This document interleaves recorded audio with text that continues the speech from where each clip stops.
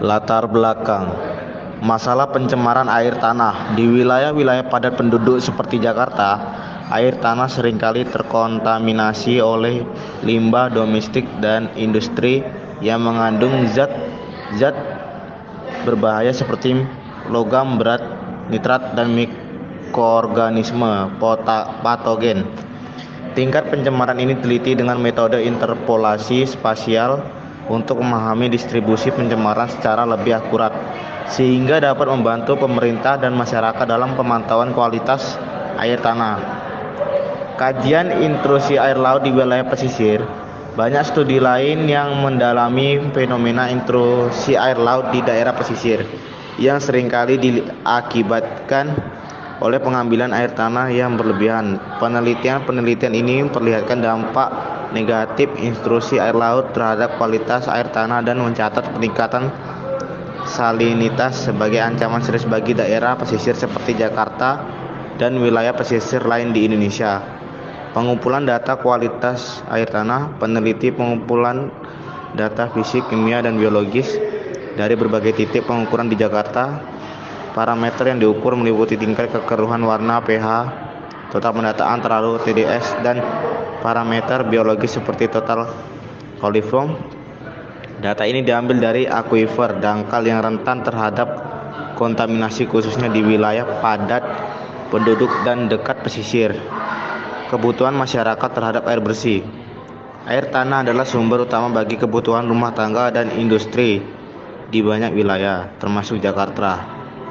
Ketergantungan pada air tanah terus meningkat seiring dengan pertumbuhan populasi.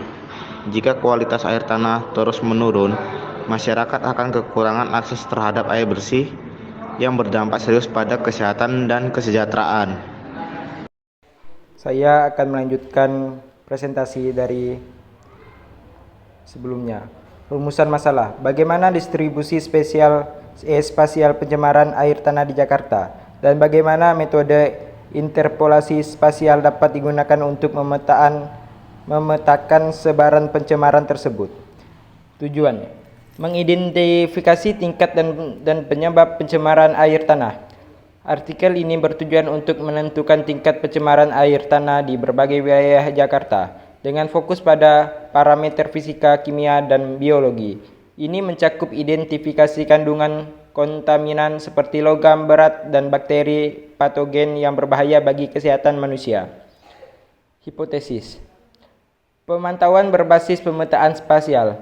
Salah satu solusi yang ditawarkan adalah penggunaan metode pemetaan spasial dengan interpolasi untuk memantau dan memetakan distribusi pencemaran air tanah.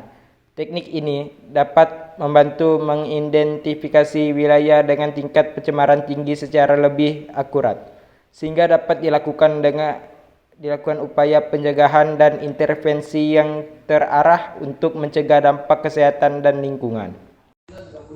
Oke, untuk manfaatnya yaitu meningkatkan kualitas kesehatan masyarakat dengan adanya pemantauan dan regulasi kualitas air tanah yang lebih ketat.